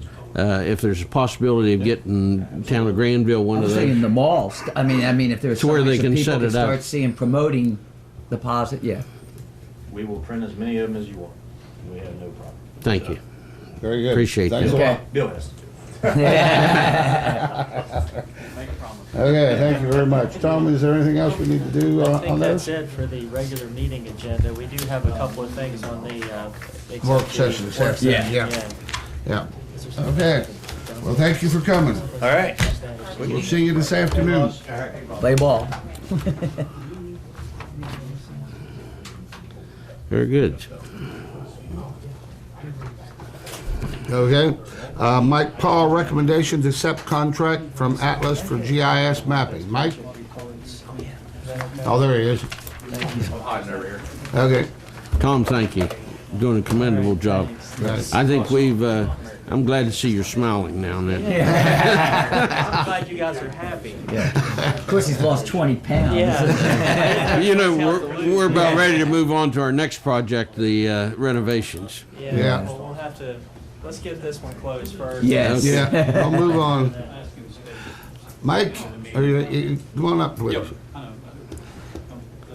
Okay. Tell us what you want to do. Yep, since we last met last Wednesday, we wanted to establish the wording properly with the contract in regards to the fiscal year budgets and everything, working with Atlas and doing that. So since last Wednesday, we've been in contact with Mr. Kirkpatrick from Atlas Geographic, which he's actually here today. Oh, great. Mr. Larry Kirkpatrick is the owner of Atlas Geographic. Thank you for coming. So he's also here to answer any questions if you guys have them in regards to the workflow and the project and the budget that we established in the contract. Diane and I were in communication with Phil Magro. Phil looked over the contract that Atlas helped us come up with in regards to that, the fiscal year budget and everything. And that is our recommendation to you to sign today, and with the wordage that was, put together with what you wanted.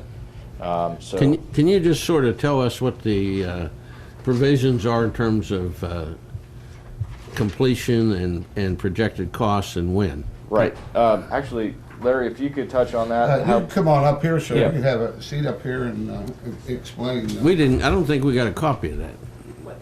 Yeah. Because I printed this. We just got, Okay. yeah, We don't need to know all the Oh, fine okay. details, but we Okay. need to know just, we're concerned about the amount of funding involved, the timing and accomplishments, when they'll be made. The total contract amount is about $345,000. And what we have done is divided that over 3 fiscal years. The first year will be about 80,000, second year about 170,000, third fiscal year will be about 90,000. Yet, the contract requires us, and we did this because the county needs this done. It's not, we don't want to wait 3 fiscal years to get all this work done. We're basically looking at the 911, there's two parts to this, 911 and tax parcels. We're looking at getting all of the 911 services, the database implemented, completed, all the address work done, center lines and everything, so that it can be loaded into CAD Center within 12 months. And that will be a countywide, not readdressing, but a countywide address verification and 911 database project. In conjunction with that, we will also be working on the tax parcel work, because there was a thought at one time we do the 911, then we do the tax parcels. There's a relationship between these databases that is helpful to the project. So the tax parcel work will start in January. The total contract term on it is 18 months, but quite frankly, after the first 12 months, we'll have 90% of the tax parcel work finished and available. Did you address with Phil Magro the fact that we can obligate funds out of the current fiscal year for the next following year? In other words, and does this contract have an out clause in it?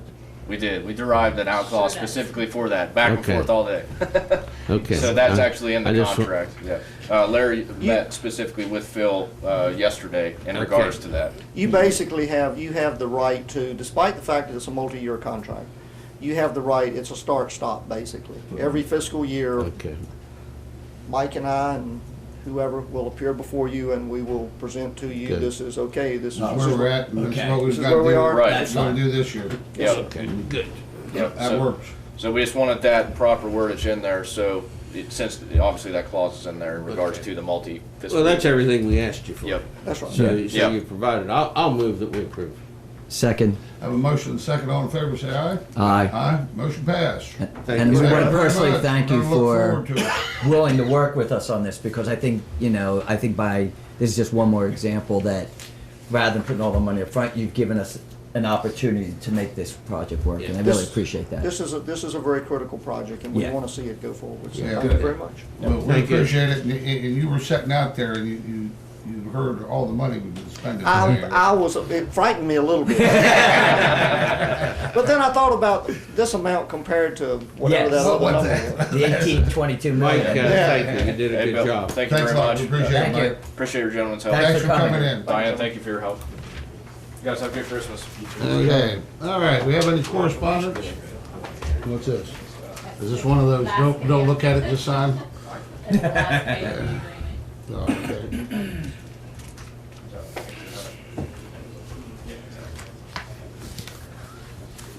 Moving right along here. Move right along, okay. We have any correspondence? Unfinished business, 2013 year-end review. Well, there are a few things I should add to Okay, so you want to do that January 8th year-end review of I can do 2013? that, or I can add those two, and I can get a copy out to them and the media, if you like, following today's meeting. I get it out tomorrow. Yeah, they always want us on the talk show too. Yeah. And I understand you're going down there tomorrow? Yes, I'm Kay Murray Oh, tomorrow. I'm Kay Murray tomorrow. Yeah. Okay, Is she gonna be off She's off. all week? Yes. How about next week? That I don't know. Well, I prefer it when she's there. Okay. The one thing that, I mean, this is a draft form, right? This is not final, and we have had several projects.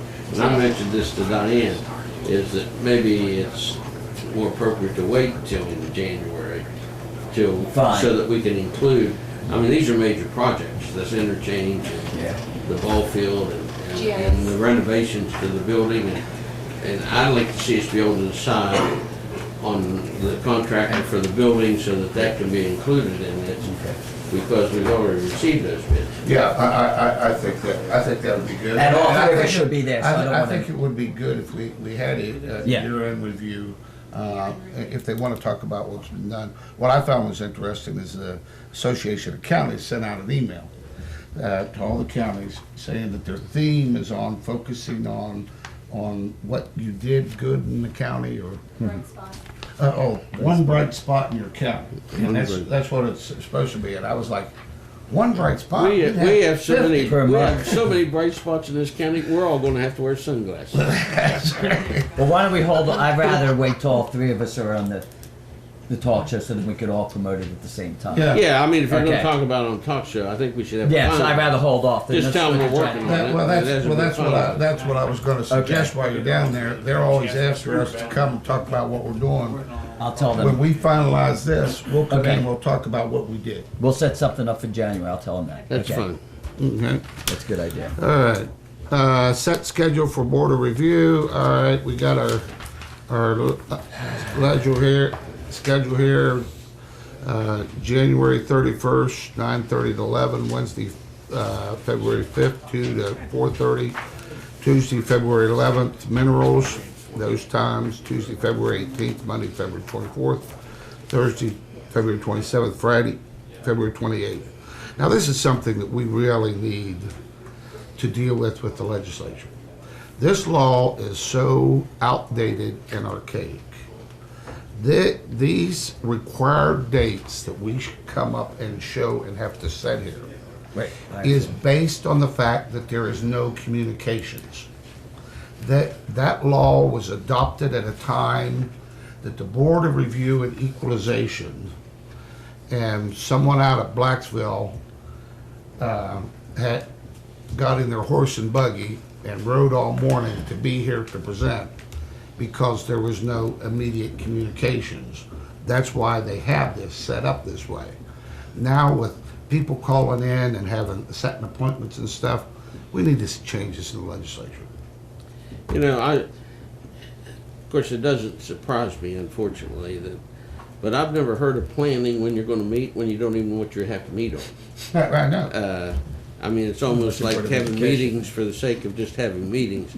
I mean, if we need to go to the state, I agree, and we need to say, look, we need to have people file how many appeals they're gonna file, then let us schedule the hearings and when we're gonna hold them. Don't tell us that, you gotta hold these hearings when we don't even know if we're gonna need all these days, or we may need more days. Right. Part-time job. So I totally agree with you. I think it needs changed. It's just it's an old law at a time that you didn't have phones or immediate communication. You couldn't set up appointments, and so we had to be here. So that if someone, like I said, from Clinton District or something, they rode their horse in, they knew that we were going to be here. It's foolish. Old laws. But as of now, you cannot adjourn for longer than 40 As of now, we got to follow the law. I know. Right. Move that we accept the dates and times for the Board of Review and Equalization. Second. Have a motion and a second. All in favor, say aye. Aye. Motion passed. This is the absolute minimum. Yeah, that's the absolute minimum by the statute, but the law needs to be changed. Approval of letter to Army Corps of Engineers regarding locks in the county. This was the letter informing, I know they're in the process of trying to get the federal government to change the interpretation that it has to go through a public body to contribute money to keep the locks open. But as of right now, this is the letter where we are telling the Army Corps of Engineers that we're willing to work on a memorandum of agreement where the Montague County Commission would be the pass-through, public pass-through body in which different groups that need the locks open for their tournaments or events can use us to pass through to the Army Corps of Engineers.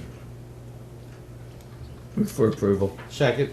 I have a motion and a second. All in favor, say aye. Aye. Aye. Motion passed. Thank you. Approval of letter to Senator Rockefeller regarding satellite TV. This is something that's a major problem. We are in the Pittsburgh media area. Because we are in the Pittsburgh media area, we our local channels that have to be provided by satellite are Pittsburgh channels and not West Virginia channels. If anyone's watched the Pittsburgh news, when's the last time you heard a story about Morgantown or West Virginia? You don't. Unless it's a nationwide story. Yeah, I was going to say, unless. Just got killed. That's exactly what I was Right, going to say, yeah. right, mhm. Worst case scenario. So, their guidelines and the way they have it set up is just improper. There should be other factors other than distance from a major metropolitan area. There should be factors of boundary lines and things like that.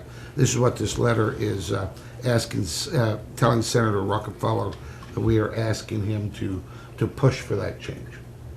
So that satellite people that offer satellite channels would offer our local Clarksburg stations. Move for approval. Second. Have a motion and a second. All in favor, say aye. Aye. Motion passed. Okay, new business. Any new business? No. Portsmouth County Commissioner. Bill? And I passed on to Tom Bloom. Bobby got me some data on access to the courthouse after hours, and I'm in the process of analyzing that data now. And when I get it complete, I'll furnish it to you all, and then we can discuss it at some future date in terms of what we sort of tabled as the action of what we're going to do with after-hours use of the courthouse. The only other thing is, and this is off the cuff, Tom, don't take this personal, but we think we need to make sure that the radio station doesn't see you as a source of county commission information. Oh, okay. That if they want to have you as a guest to replace Kay, Yes. I don't have any problems at all with that, but I just don't want them to get the false impression that they can call upon you to be on the show at any time talking about the county commission. Yeah. Particularly if we don't know what you're going to talk about. And I just mention that for information purposes. I agree. Other than that, Yeah. I wish everybody Merry Christmas. We won't meet again until after the new year. I want to commend our president for this past year, and hope Santa Claus doesn't clog up your chimneys. Just to go on with what Commissioner Bartola said, I met with Christine Wine for several hours. She took me through the process. I got a better concept of some of their concerns. We've agreed that we're going to meet after the holidays, set up a meeting with the committee, and make some suggestions. I do want to put one suggestion up right now, and I've already started the process with Jeff. There's two computers down there that have that only one is working, that has all where the land parcels are. If we could get both of them working again, then it could speed up twice the time. And we're looking into that at this time. So I mean, it's something that's very minor, and we're not looking to, we're replacing computers so we could use an old computer down there. So that's something they liked right away. I totally agree. The equipment down there ought to be in working order. Yes. And if Carrie needs help funding wise, then she needs to let us know. Yeah. So that we can address that. Well, there's some confusion of who owns the computers. Yeah. So what we're working on is Jeff's going to come through and we're going to work together on this. Okay. And second, no, I don't mind at all. I do understand. No, that's why I suggested to hold off on the yearly report so all three of us are there and so on. And basically just wishing everyone a happy, healthy, and safe holiday season. And I look forward to coming back and moving forward with our issues. Thank you. Due to time constraints, I'm going to cut up some of the things. I had 4 days. I had meetings starting before 8 o'clock last week. Only 4. And I had from seniors to youth to chamber to transportation to I had 17 meetings. If you add what we had in the work session, the regular That's meeting, too I had many. 19 It's too meetings. many meetings, Mr. President. I know, it was insane. Well, what happened, my wife said, well, what is going on? I said, well, everyone moved their meeting to this week. Right. because of the Christmas. Yeah. Now, one of the things I did attend was workforce, and I did want to point this out. This is the unemployment. The unemployment figures for this quarter has not changed substantially, increased or decreased. But again, for month after month, Montague County is leading the state with a 3.7 unemployment rate. Jefferson County is 3.9. Can I interject? I'm glad you Yes. said Montague County, not the city of Morgantown. Right, Montague County. Because those are statistics for the county, not just the That's right. city. That's right. It's Montague County. And it's 3.7 and Jefferson's 3.9. Those are the two that are under 4%. The rest are 4% or higher. But we're going a long ways. I think that this commission has demonstrated their commitment to better the community, better the services, and look out for our people, but not only our employees but our citizens. And we struggle with that, and sometimes it's difficult. And I just want to take a couple minutes to reflect on this past year. We had some rough times. Tom went to a very difficult time, and he bounced our times all over the place.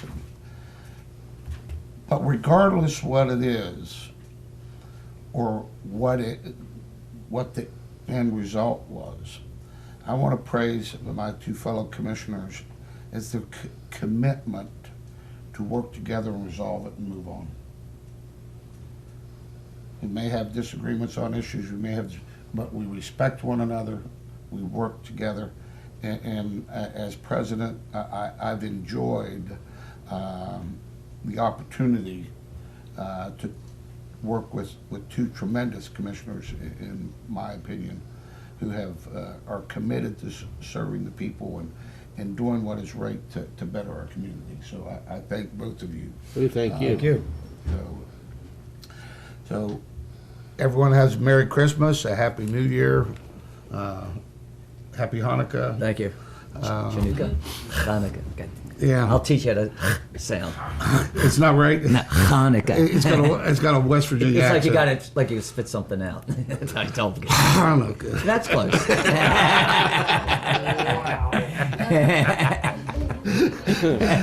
Okay. Elected officials, Mark, you have anything for us? I mean, just, I take a moment just to thank the whole courthouse for this past 12 months. Being new, Yeah. new guy on the block and supporting us and supporting our office and our changes. I know we've had some of our challenges with myself and the commission, but hey, that's business, and I appreciate the respect that you all have given us in return. And I applaud you for your decision here regarding GIS. To have a commission that's moving the county forward into the future, I think that's going to be very beneficial for our whole county here. And my hat's off to you. I Thank really you. appreciate that. And not only for me, but I think it's some more from the public safety component of that, which is very critical.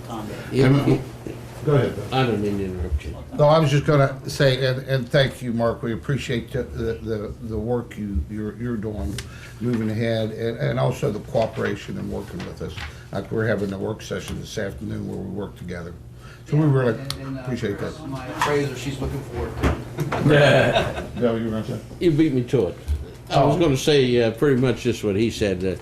I think one of the things, Mark, is that with you taking over the office, we've been able to establish a new relationship, and certainly a more productive relationship, a more cooperative relationship between the assessor's office and the county commission. At least that's my perspective, and I've been on this commission makes 5 years, and I think hopefully the very good relationship that we have continues, at least through another year, and who knows, maybe another 6. Thank you. Diane, you have anything further? Just thanks for a good year. Bobby, Happy holidays.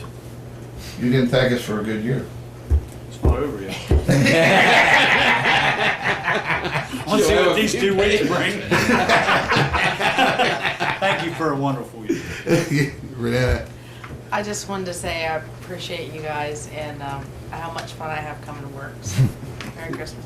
thank you. Especially after 4 o'clock meetings, right? Merry Christmas to all, and thank you for a great year also. Thank you. Janet, this is our last meeting this year. It's your opportunity to speak.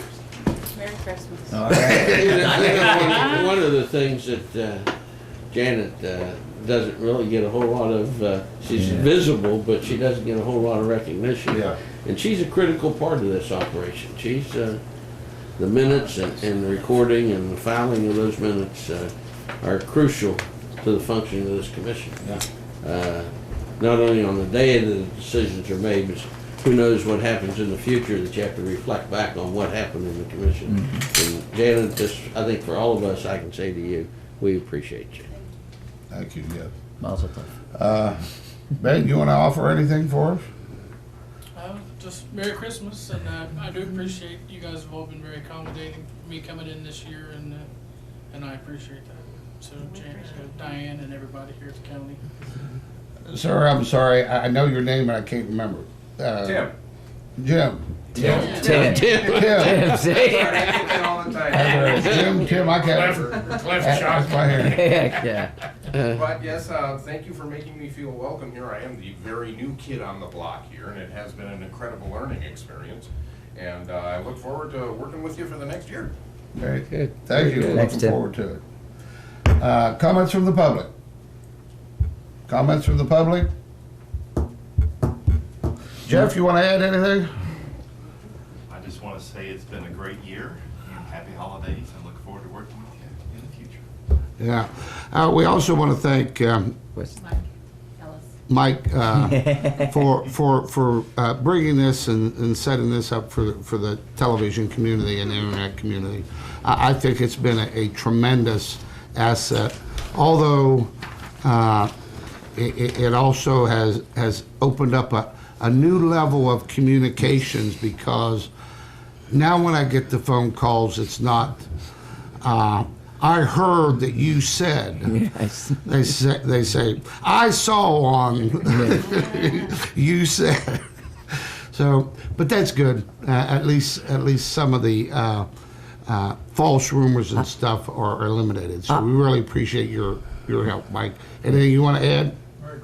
Mike, I just want you to know, I'm amazed how many people I'll run in at the mall or Giant Eagle usually, and they watch the program. I mean, they want at least, because they've never seen a county commission, and they're able to watch it and see it and say, well, I didn't realize this goes on, and they ask a lot of questions. So I want to thank you, and I'm really looking forward to expanding it. And I'm sending the emails out. I'm giving it, it's now going to Texas and Philadelphia. So we're expanding nationwide your program.